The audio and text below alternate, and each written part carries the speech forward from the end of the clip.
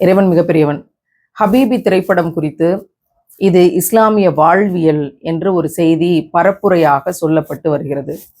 உண்மையிலேயே இது இஸ்லாமிய வாழ்வியலா என்று கேட்டால் இல்லை என்ற பதிலை உறக்க சொல்ல வேண்டிய இடத்தில் நாம் இருக்கிறோம். சினிமாவில் நடிக்கக்கூடிய இஸ்லாமிய நடிகர்களுக்கு, சினிமாவில் பாடக்கூடிய முஸ்லிம் பாடகர்கள் பாடகிகளுக்கு, சினிமாவில் நடிக்கக்கூடிய அல்லது சினிமாவை இயக்கக்கூடிய டைரக்ஷன் செய்யக்கூடிய முஸ்லிம் இயக்குனர்களுக்கு, சினிமாவுக்கு கதை எழுதக்கூடிய கதை எழுத்தாளர்களுக்கு, ஆண்கள் பெண்கள் இந்த துறையில இருக்கக்கூடிய எல்லாருக்கும் நம்ம சொல்றது, நீங்க என்ன வேணுமானாலும் செய்யலாம், என்ன வேணுமானாலும் எழுதலாம், அது உங்களுக்கும் இறைவனுக்குமானது.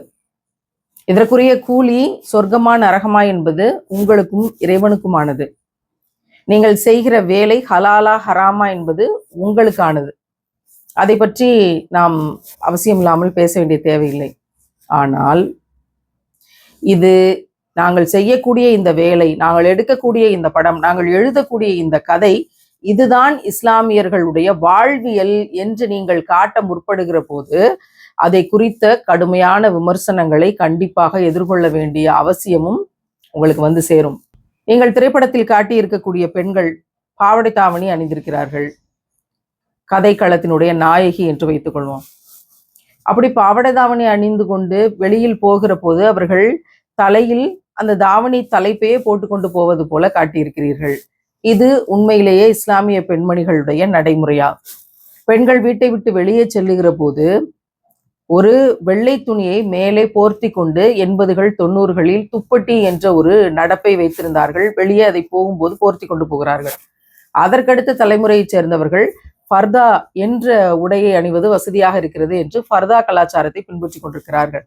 நாம் அணிகிற உடை எதுவாக இருந்தாலும் அதற்கு மேலே தளர்வான உடையை அணியக்கூடிய வழக்கம் இஸ்லாமியர்களுடைய வழக்கமாக இருக்கிறது. ஒருவேளை இது சட்டமாக இல்லை என்றால் உலகம் முழுவதிலும் இஸ்லாமியர்கள் அணிகிற சுடிதாரையே இயல்பாக லூசாக அணிஞ்சு கொண்டிருக்கிற சேலைகளையே நீட்டாக அணிந்து கொண்டு இருக்கிற உடைகளையே அப்படியே அணிந்து கொண்டு போவதற்குரிய வாய்ப்புகள் இருந்திருக்கலாம்.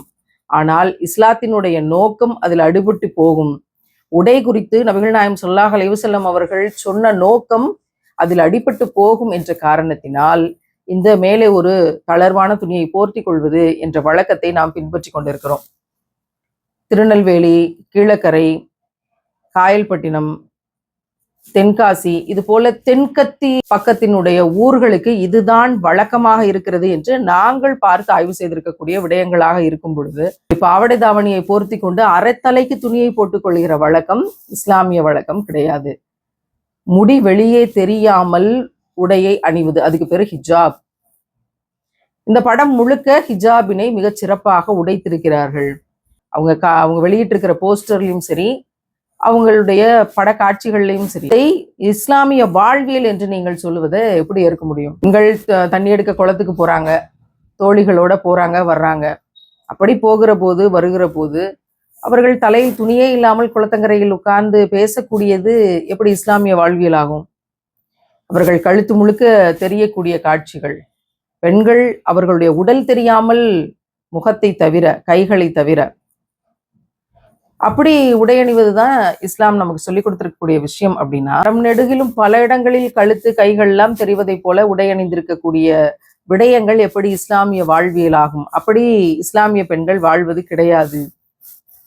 பள்ளிக்கூடத்திற்குள் கூட நான் ஹிஜாப் அணிந்துதான் என்னுடைய வயதுக்கு வந்த பிள்ளையை அனுப்புவேன் என்று இதே ராமநாதபுரம் ஏர்வாடியில் ஒரு தாய் போராடி பள்ளிக்கூடத்திற்குள் தன்னுடைய மகளை ஹிஜாபோடு அனுப்பியிருக்கிறாள். அது மகளிர் பள்ளிக்கூடமாக இருந்தாலும் கூட வேலை செய்கிற சில கிளர்க்குகள் ஆண்களாக இருக்கிறார்கள் என்று அந்த தாய் காரணம் சொன்னது எத்தனை பேருக்கு தெரியும்னு தெரியல. இது இஸ்லாமியர்களுடைய வாழ்வியல். அந்த படத்துல ஒரு வகுப்பறை காட்சியை வைக்கிறார்கள். அந்த வகுப்பறையில் ஒரு இஸ்லாமிய ஆசிரியர் இருக்கிறார். கதை எழுதக்கூடியவர்கள் இவற்றையெல்லாம் யோசிக்கிறார்களா இல்லையா என்று தெரியவில்லை. ஆண் பிள்ளைகள் வருகிறார்கள் ஏதோ மன்னிப்பு கேட்பதற்காக, ஆண் மாணவர்கள். அதில் இருக்கிற ஒரு பெண் பிள்ளையும் இந்த ஆண் மாணவனும் காதல் செய்கிறார்கள். கண்ணும் பேசிக்கொள்வது, சிரிப்பது என்ற காட்சிகள் வடிவமைக்கப்படுகிறது. பள்ளிக்கூட வகுப்பறைகளை காதல் காட்சி எடுக்கக்கூடிய களங்களாக இது போல திரைப்படங்களும் காட்சிகளும் கதைகளும் இருக்கிற வரை இந்த சமூகம் உருப்படாது. அப்படி காட்சிகளை பதிவாக்குகிற கேமராக்கள் இருக்கிற வரைக்கும் இந்த சமுதாயம் உருப்படாது. வகுப்பறைகள் காதல் களங்கள் எடுக்கக்கூடிய காட்சி இடங்களா? இவற்றையெல்லாம் பொது விளக்காக கொடுத்து இவற்றுக்கு எதிராக தீர்ப்புகளை பெற்று ஒழுங்கமைவு செய்யக்கூடிய கடமை இந்த சமுதாயத்திற்கு இருக்கிறது. ஒரு முஸ்லீம் பிள்ளை வகுப்பறையில் ஹிஜாப் இல்லாமல் இருக்கிற போது ஆண் பிள்ளைகள் எவ்வளவு சர்வசாதாரணமாக பார்த்து கண்ணும் காதல் செய்யக்கூடிய எல்லா காட்சிகளையும் உங்களால் படமாக்க முடியும் என்றால் இது இஸ்லாமிய வாழ்வியல் கிடையாது. கடைசியில் அந்த ஆசிரியர் பேசும்போது அந்த மாணவர்கள் சென்ற பிறகு சொல்லுகிறார், பிள்ளைகளை பார்க்கறதுக்காக எப்படியெல்லாம் காரணத்தை சொல்லிக்கிட்டு வர்றானுங்க. ஆண் பிள்ளைகள் பெண் பிள்ளைகளை பார்ப்பதற்காக காரணம் சொல்லி கொண்டு வகுப்பறைக்கு பெண் பிள்ளைகளுடைய வகுப்பறை வரைக்கும் வருவது என்பது இஸ்லாமிய வாழ்வியல் கிடையாது. இங்கே ஆண் பிள்ளையாக இருந்தாலும் சரி பெண் பிள்ளையாக இருந்தாலும் சரி இஸ்லாம் சொல்லிக் கொடுக்கக்கூடிய விடயம் 2ஆம் முறை பார்வையை தாழ்த்தி கொள்ளுங்கள். நீங்கள் ஒரு ஆண் பிள்ளை யதார்த்தமாக முதல் பார்வை பார்க்கிறீர்கள் என்றால் அது முதல் பார்வை யதார்த்தமானது. 2ஆம் முறை திரும்பியும் பார்க்குறீங்க, 3ஆம் முறை பார்க்குறீங்க, 4ஆம் முறை சிரிக்கிறீங்க என்றால் அது உங்களுடைய பார்வை அல்ல, அது ஷைத்தானுடையது. அது உங்களை கெடுத்து விடும், வழிகெடுத்து விடும். எனவே 2ஆம் முறை பார்வையை தாழ்த்தி கொள்ளுங்கள் என்று சொல்லிக் கொடுப்பதுதான் இஸ்லாமிய வாழ்வியலை தவிர திரும்ப திரும்ப பார்க்கலாம், திரும்ப திரும்ப சிரிக்கலாம், திரும்ப திரும்ப பார்க்கறதுக்காக வீடு தேடி போகலாம், திரும்ப திரும்ப அந்த பெண்ணினுடைய கண்ணில் படுவதற்காக எல்லா இடத்திற்கும் செல்லலாம் என்று காதல் மயக்கத்தில் பெண் பிள்ளையை தேடி பின்னாடி செல்வது என்பது இஸ்லாத்தில் ஆகாது, ஹராம். இது இஸ்லாமிய வாழ்வியல் கிடையாது. 2ஆம் முறை பார்வையை தாழ்த்தி கொள்ளுங்கள் என்ற சட்டத்திற்கு புறம்பாக இந்த காதல் வயப்பட்டு எடுக்கக்கூடிய காட்சிகள் எப்படி இஸ்லாமிய வாழ்வியலாக இருக்க முடியும்? இஸ்லாமிய வாழ்வியலினுடைய மிக அடிப்படையான சட்டம் என்ன தெரியுமா? பிறருடைய வேடத்தில் நடிப்பது என்பது பொய்மை, மார்க்கத்திற்கு முரணான விடயம், பொய் நரகத்தின் வாசல் என்று நபிகள் நாயகம் ஸல்லல்லாஹு அலைஹி வஸல்லம் அவர்கள் மிக தெளிவாக எடுத்துரைச்சிருக்காங்க. பல இடங்கள் மிக கண்டிப்பாக எடுத்து சொல்லியிருக்காங்க. வேடத்தில் இங்கு இஸ்லாமியர்கள் போல எல்லோரும் நடித்திருக்கிறார்கள். அவர்களுக்கு இஸ்லாம் தெரியுமா, குரான் தெரியுமா, நபிகள் நாயகம் ஸல்லல்லாஹு அலைஹி வஸல்லம் அவர்களுடைய வாழ்வியல் தெரியுமா? அதெல்லாம் நமக்கு தெரியல. ஆனால் நடித்திருக்கிறார்கள், பொய்யாக வேடமேற்று நடித்திருக்கிறார்கள். அப்படி நடிக்கக்கூடிய விஷயங்கள் என்பது பொய்மையை ஏற்பது என்பது இஸ்லாமிய வாழ்வியல் கிடையாது. பொய்மையை எப்படி இஸ்லாமிய வாழ்வியலாக நீங்கள் இந்த படம் இஸ்லாமிய வாழ்வியல் என்று சொல்ல முடியும்? படம் முழுக்க சவுண்ட் ட்ராக்ஸ் இருக்கு, பேக்ரவுண்ட் மியூசிக், படத்துல பாடல்கள் இருக்கு, காதல் பாடல்கள் இருக்கு. எப்படி இந்த படத்தை இஸ்லாமிய வாழ்வியல் என்று நீங்கள் சொல்ல முடியும்? நபிகள் நாயகம் ஸல்லல்லாஹு அலைஹி வஸல்லம் அவர்கள் சொன்னார்கள், என்னுடைய சமுதாயத்தில் விபச்சாரம், பட்டு, மதுபானம் மற்றும் இசைக்கருவிகள் இவை எல்லாமே சட்டப்பூர்வமானவை என்று கருதும் ஒரு சாரார் தோன்றுவார்கள் என்று எச்சரித்தார்கள். புகாரியில இருக்கு, 5590 ஹதீத் நம்பர். குரலை ஏஐல கொண்டு வந்திருக்கோம், இல்லாத ஒன்றை கொண்டு வருவது ஏஐல கொண்டு வந்திருக்கோம். அந்த குரலை சிறப்பா கேளுங்க. காதல் பாடல்கள், எப்படி இதை நாம் இஸ்லாமிய வாழ்வியல் என்று சொல்ல முடியும்? இஸ்லாமிய வாழ்வியல் கொண்ட இந்த படத்திற்கு அரசியல் கட்சியினர்கள், அரசியல் கட்சி தலைவர்கள், அமைப்பு தலைவர்கள், இயக்கத்தின் தலைவர்கள் இவர்களெல்லாம் பாராட்டி வாழ்த்து செய்தியை தெரிவித்திருக்கிறார்கள். லிப்ஸ்டிக் போட்டுக்கொண்டு, டிசைனர் ஃபர்தா போட்டுக்கொண்டு, பேருக்கு ஹிஜாபை தலையில் சுற்றி கொண்டு, ஊர் ஊராக சினிமா மெட்டுக்கள்ல அல்லாஹ் ரசூலை பாடுறேன் என்று பாட்டு கச்சேரி கூத்துக்களை ஆண்களும் பெண்களுமாக சேர்ந்து ஹராம் என்று சொல்லக்கூடிய இந்த வேலையை செய்து கொண்டிருக்கிறவர்களும் இந்த படத்துல பார்த்துட்டு படம் பிரமாதமாக இருக்கு அப்படின்னு செலிபிரிட்டியாக வாழ்த்துரை சொல்றாங்க. இன்னொரு பக்கம் நான் இஸ்லாத்துக்கு வருகிற போது இந்த சபரிமாலாவை நம்பாதீர்கள் என்று சொன்னவர்கள், முற்போக்கு பேசியவர்கள், இந்த ஊர்ல முடுக்குகள் என்ற கலாச்சாரம் இருக்கா, பெண்களுக்கு மட்டும் ஒரு பாதை, அந்த ஊரை இழுத்து மூடுங்கள், 2021 இப்படி ஒரு பிற்போக்கான ஒரு ஊர் இருக்குன்னா அந்த ஊரையே இழுத்து மூடுங்கள் என்று முட்டாள்தனமாக பேசிய பல முற்போக்குவாதிகளும் இந்த படம் மிக அருமையாக இருக்கிறது என்று கருத்து சொல்கிறார்கள். இஸ்லாத்துக்கு வக்காலத்து வாங்கி கொண்டு வருகிறார்கள். அதே சகோதரி தான் பர்தா அணிவது என்பது அடிமைத்தனம், இன்னும் அவங்க அதுல இருந்தெல்லாம் வெளியே வரல, கொஞ்சம் கொஞ்சமா வெளியே வந்துகிட்டு தான் இருக்காங்க, சீக்கிரம் வந்துருவாங்க என்று பேசிய அவர்கள் இன்றைக்கு இது இஸ்லாமிய வாழ்வியல், மிக சிறப்பாக இருக்கு இந்த படம், இது மாதிரி படம் நிறைய வரணும்னு சொல்றாங்கன்னா எங்களுக்கு இது எப்படி இதை ஜட்ஜ் பண்றதுனே தெரியல.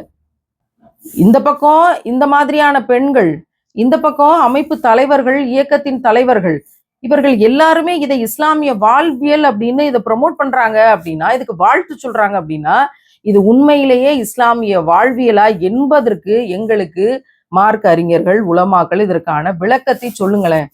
நாங்க இன்னும் மார்க்கத்தை பெருசா படிக்கல, நாங்கெல்லாம் இஸ்லாத்துக்கு புதிதாக வந்தவர்கள், எங்களுக்கு இதை பற்றி அறிவு கிடையாது.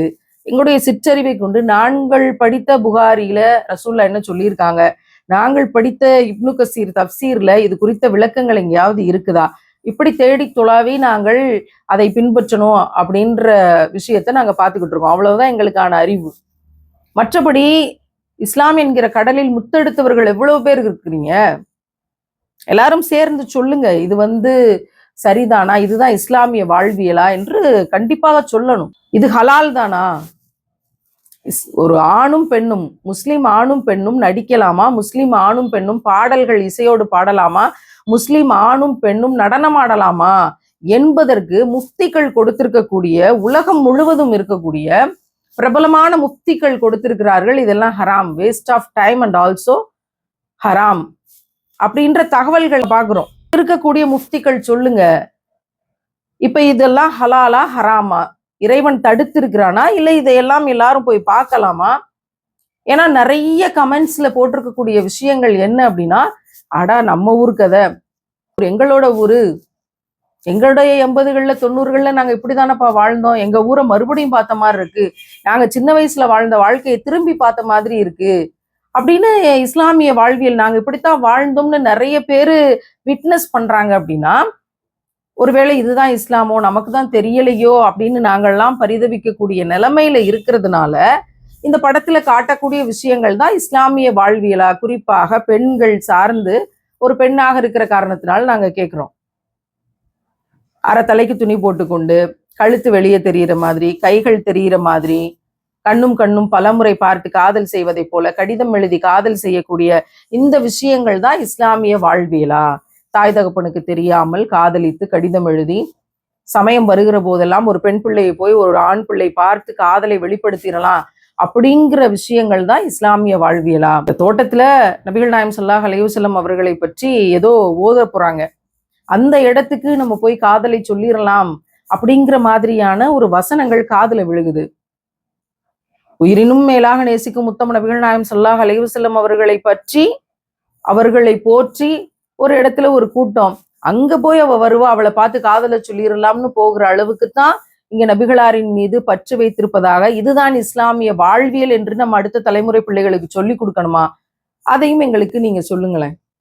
இதுதான் இஸ்லாமிய வாழ்வியலா? இப்ப வகுப்புக்கு போகக்கூடிய பிள்ளைகளுக்கு நீங்க போய் பெண் பிள்ளைகளை அவங்க வகுப்புல போய் பார்க்கலாம், அவங்கள பார்க்கறதுக்காகவே நீங்க ஏதாவது வாய்ப்பை உருவாக்கி கொண்டு போகலாம் என்று நாங்கள் சொல்லி கொடுத்து அனுப்பணுமா? இதுதான் இஸ்லாமிய வாழ்வியலா? அதை பார்க்கக்கூடிய பெண்ணாசிரியர்கள், ஆண் பிள்ளைகள் பெண்களுடைய வகுப்புக்கு வரக்கூடாது என்று தடுக்காமல், இங்க வாங்கல கடைசி பெஞ்சு மாப்பிள்ளைகளா அப்படின்னு கூப்பிட்டு ஒரு நையாண்டியோட பொம்பளை பிள்ளைகளை பார்க்கறதுக்காக எப்படியெல்லாம் வர்றாங்க அப்படின்னு பேசுறது தான் இங்க இருக்கக்கூடிய வழிமுறையா? இப்படித்தான் ஆசிரியர்கள் இருக்கணும்னு நாங்க ஆசிரியர்களுக்கு சொல்லி கொடுக்கணுமா? இப்படிதான் பெண் பிள்ளைகளும் ஆண் பிள்ளைகளும் பள்ளிக்கூடத்துக்கு போய் காதலிச்சுட்டு வாங்க, இது இஸ்லாமிய வாழ்வியல் தானே அப்படின்னு நாங்க சொல்லி கொடுக்கணுமா? என்ன சொல்ல வர்றீங்க? கல்வித்துறை இவற்றையெல்லாம் மிக கடுமையாக கண்காணித்து வகுப்பறைக்குள் படம் எடுக்கக்கூடிய, வகுப்பறைக்குள் காதலிப்பதாய் படம் எடுக்கக்கூடிய காட்சிகள் ஒரு நாளும் வைக்கக்கூடாது என்ற சீரமைப்பை செய்யாமல், ஏற்கனவே 8ஆம் கிளாஸ் 9ஆம் கிளாஸ் பிள்ளைகளா நாங்க கமிட்டடுன்னு சொல்லி கொண்டிருக்கிற மிக மோசமான கலாச்சார சீர்கட்டுல இருக்கிறோம். ஒவ்வொரு பள்ளிக்கூடத்துக்கும் கவுன்சிலிங் போய் கொண்டிருக்கிற வேதனையில் நாங்க பதிவு பண்றோம். இதைத்தான் இஸ்லாமிய வாழ்வியல் என்று நீங்கள் சொல்லிக் கொடுக்க சொல்றீங்களா?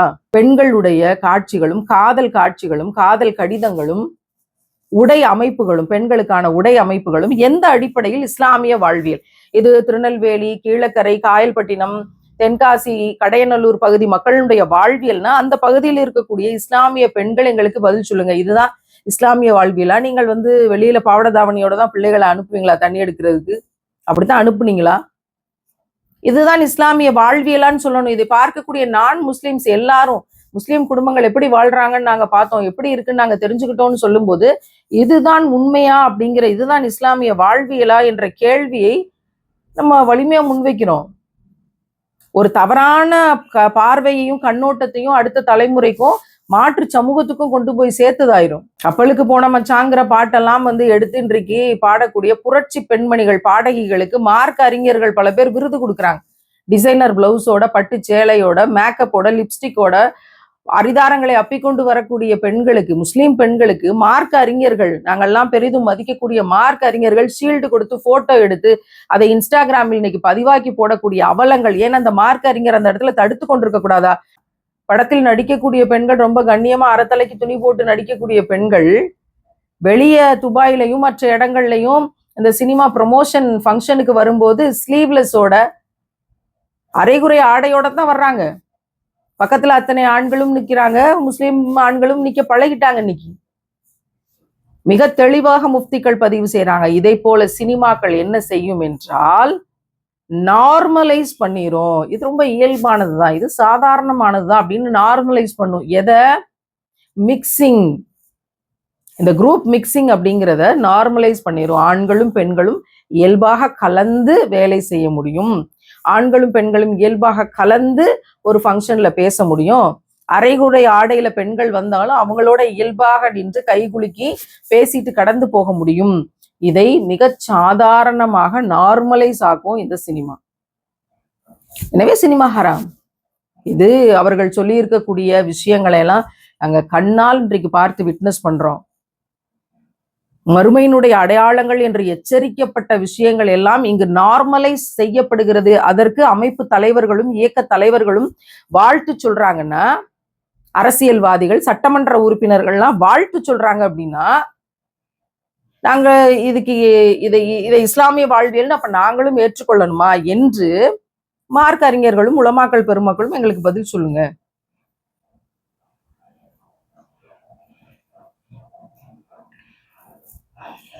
இல்லைன்னா ஒரு சட்டத்தை கொண்டு வாங்க. ரசூல்லா காலத்துல இருந்து 1000 வருஷத்துக்கு வரைக்கும் ரசூல்லா சொன்ன ரூல்ஸ் எல்லாம் செல்லுபடி ஆகும். 1000 வருஷத்தை தாண்டிட்டோம், கேமரா கண்டுபிடிச்சிட்டோம், சினிமாவை கண்டுபிடிச்சிட்டோம், அரை குறை நாகரீக உடைகளை கண்டுபிடிச்சிட்டோம். அதுக்கப்புறம் நமக்கு ரொம்ப அறிவு வளர்ந்துருச்சு, நிறைய புத்தகங்கள் எழுதுறோம், நம்ம பெரிய எழுத்தாளர்களாக இருக்கிறோம். நம்ம இப்ப இந்த காலகட்டத்தில இருந்து இந்த 500 வருஷத்துக்கு வரைக்கும் இந்த மாதிரியான இஸ்லாமிய சட்டங்களை வச்சுக்கிருவோம். இதுதான் இஸ்லாமிய வாழ்வியல். அடுத்த 500 வருஷத்துக்கு அடுத்து வர்றவங்க இஸ்லாமிய வாழ்வியல் என்று கட்டமைச்சு கொள்வாங்க. அப்படிங்கிற ஒரு நெறிமுறையை எல்லாரும் சேர்ந்து தந்துட்டோம்னா ஃபாலோ பண்ற எல்லாருக்கும் ஈஸியா இருக்கும். எங்களை மாதிரி இஸ்லாத்தின் பால் ஈர்க்கப்பட்டு நபிகள் நாயகம் ஸல்லல்லாஹு அலைஹி வஸல்லம் அவர்களுடைய வாழ்க்கையை படிச்சு, சஹாபிய பெண்மணிகளுடைய வாழ்க்கையை படிச்சு இஸ்லாத்தின் பால் ஈர்க்கப்பட்டு கொஞ்சம் கொஞ்சமா இஸ்லாத்துக்குள்ள வந்து மிகப்பெரிய போராட்டங்கள், வலி வேதனைகளை தாண்டி இன்னைக்கு இஸ்லாத்தை படிச்சு கொண்டிருக்கிற, அதன்படி எப்படியாவது வாழணும்னு மெனக்கெட்டு ஆசை. எவ்வளவு டெக்னாலஜி வளர்ந்தாலும், எவ்வளவு அறிவியல் வளர்ந்தாலும், முற்போக்கு என்று எவ்வளவு நீங்கள் பேசினாலும், கியாமத் நாள் வரைக்கும் நபிகள் நாயகம் ஸல்லல்லாஹு அலைஹி வஸல்லம் அவர்கள் எந்த வாழ்க்கையை சொன்னார்களோ அந்த வாழ்க்கையை எந்த சமரசமும் இல்லாமல் ஏற்றுக்கொண்டு அதன்படி நடந்தால் மட்டும்தான் சொர்க்கத்தை அடைய முடியும். மற்ற அனைவருக்கும் நஷ்டம்தான் என்று சொல்லக்கூடிய இன்று நபிகளார் சொன்ன சத்தியத்தை நம்பி நாங்கள் இன்றைக்கு இந்த காணொளியை பதிவு செய்கிறோம். என்னடா எல்லாரும் இந்த பாலத்துல ஒரு பக்கம் போறாங்களே, அரசியல்வாதிகள், கட்சி தலைவர்கள், அமைப்பு தலைவர்கள், இயக்க தலைவர்கள், நாங்க பெரிதும் பார்த்து வியந்து அவங்களோட புத்தகங்களை எல்லாம் படித்து எங்களுடைய வழிமுறையை நாங்கள் மாற்றி கொண்டோம். அவங்க எல்லாமே இந்த படத்துக்கு வாழ்த்து சொல்லிட்டு போறாங்களே, இதுதான் இஸ்லாமிய வாழ்வியல், இஸ்லாமிய வாழ்க்கையை எடுத்ததற்காகவே நாங்கள் இதை பாராட்டுகிறோம்னு சொல்றாங்களே. எல்லா மக்களும் இன்ஃப்ளூயன்சர்ஸ், யூடியூபர்ஸ்னு இந்த பாலத்தின் வழியாக இதுதான் சரி அப்படின்னு சொல்லிட்டு போறாங்களே, நம்ம ஒத்தாள் இந்த பக்கம் தனியா எதிர்த்திசையில இல்லை, இது இஸ்லாமிய வாழ்வியல் இல்லை, இஸ்லாமிய பெண்களுடைய வாழ்க்கையாக இது சொல்லப்படவில்லை, இங்க தவறாக காட்டப்பட்டு இருக்கிறதுன்னு இந்த பக்கம் எதிர்த்துல ஒத்தாள தனியா வர்றமே, இதை எப்படி மக்கள் ஏற்றுக்கொள்வார்கள்? அல்லது இந்த பிரச்சாரம் செல்லுமா வெல்லுமா என்றெல்லாம் யோசிக்கவே இல்லை. இந்த பூமியில் வாழ்வது, மரணிப்பது, நாங்கள் செய்யக்கூடிய தொழுகைகள், கொடுக்கக்கூடிய குர்பானிகள், இது எல்லாம் படைத்த இறைவனுக்காக மட்டுமே. வாழும் வாழ்க்கை, மரணிக்கும் மரணம் அனைத்தும் படைத்த இறைவனுக்காக மட்டுமே. இறைவன் என்ன கட்டளைகளை தந்திருக்கிறானோ, எப்படி வாழ வேண்டும் என்று சொல்லி இருக்கிறானோ அதன்படி வாழ்ந்து மரணிக்க வேண்டியதுதான். அப்படி இறைவனுக்காக வாழ்கிற போது இறைவனுடைய சட்டங்களை எடுத்து சொல்ல வேண்டியது, அது மாறுகிற போது அதற்காக போர்க்குரல் கொடுக்க வேண்டியது ஒரு மூமினுடைய கடமை, ஒரு இறை நம்பிக்கையாளருடைய கடமை. எல்லாரும் இந்த பக்கம் போயிட்டாங்களேங்கிறதுக்காக நான் இவர்களை பார்த்து அஞ்சி கொண்டு நான் அமைதியாக இருக்கவில்லை அல்லது அதை ஏற்றுக்கொண்டு கடந்து விடவில்லை. நான் என்னுடைய சத்தியத்தின் நிலைப்பாட்டில் தெளிவாக இருந்தேன். நான் இவற்றிலிருந்து தடுத்து கொண்டேன். அதற்கு பிறகு இல்லை, இது இஸ்லாமிய வாழ்வியல் இல்லை என்று நான் குரல் கொடுத்தேன். தீமைகளை காணும்போது, உண்மைக்கு புறம்பான விஷயங்கள் பரப்பப்படுகிற போது, அப்ப நான் என்னுடைய வாயால் அதை பிறருக்கு எடுத்து சொல்வதற்கு முயற்சி செய்திருக்கிறேன். அந்த திருப்தி போதும். இதையும் செய்யாம எனக்கு என்ன அப்படிங்கிற ஒரு வாழ்க்கையை இறை நம்பிக்கையாளனால், ஒரு மூமினால் இந்த உலகத்துக்கு அச்சைப்பட்டு அப்படி இருக்க முடியாது. இதிலும் பெண்களுடைய வாழ்வியல் குறித்து மட்டும்தான் நான் பதிவு செஞ்சிருக்கிறேன். இல்லை, அப்படி கிடையாது. ஒரு ஆசிரியராக வகுப்பறைகள்ல வைக்கக்கூடிய இந்த போன்ற காதல் காட்சிகளுக்கு நான் இஸ்லாத்துக்கு முன்னாடி இருந்தே கடுமையான எதிர்ப்பை தெரிவித்தவள் என்கிற முறையில இங்கேயும் வன்மையான கண்டனங்களை தெரிவிக்கிறேன். இஸ்லாம் அதை அடியோடு வேரோடு மாற்றி சொல்லி இருக்கிறது. அடுத்த தலைமுறைக்கு தெளிவா சொல்றோம், உருப்படியா படிக்கிற வழியை பாருங்க, உங்களோட தனி திறமைகள் என்ன, அதை சமூகத்துக்கு பிரயோஜனமா ஹலாலா எப்படி செயல்படுத்த முடியும்னு பாருங்க. இந்த உலகத்துல மரணித்த பிறகு நம்ம சொர்க்கத்துக்கு போகணும், மறுமையில் வெற்றி அடையணும் அப்படிங்கிற இடத்துக்கு நகரணும். அதுதான் வாழ்க்கையினுடைய வெற்றி. இதுதான் இறைவன் நமக்கு சொல்லி கொடுத்தது, நம்முடைய தலைவர் நபிகளார் நமக்கு கற்பித்து கொடுத்தது. அதன் வழியில சமரசம் இல்லாமல், சமரசம் என்ற பெயரில் செயல்பட்டு பல பேர் சமரசம் செய்து கொண்டு இந்த உலகத்துல இருக்கலாம். ஆனால் நாங்களும் சமரசத்தை தொடர்ந்து படித்திருக்கிறோம், அதிலிருந்து பல படிப்பினைகளை பெற்றிருக்கிறோம் என்ற முறையில் என்ன நடந்தாலும் சரி சமரசம் செய்து கொள்ளாத இஸ்லாத்தை பின்பற்றி, இதுதான் சத்தியம்னா அதான் சத்தியம். எல்லாரும் அசத்தியத்தை பின்பற்றுறாங்கன்றதுக்காண்டி நம்ம அமைதியா இருக்கவும் முடியாது, அசத்தியத்தின் பாதையில போகவும் முடியாது. ஹலால் மீன்ஸ் ஹலால், ஹராம் மீன்ஸ் ஹராம். சமரசமே இல்லாமல் சத்தியத்தின் மார்க்கத்தில் நிலைத்திருப்போம். அதற்கான கூலியை மனிதர்களால் தர முடியாது, இறைவனிடத்தில் மட்டுமே பெற்றுக்கொள்வோம் என்கின்ற மூமினாக. அஸ்ஸலாமு அலைக்கும் வரஹ்மத்துல்லாஹி வபரகாத்துஹு.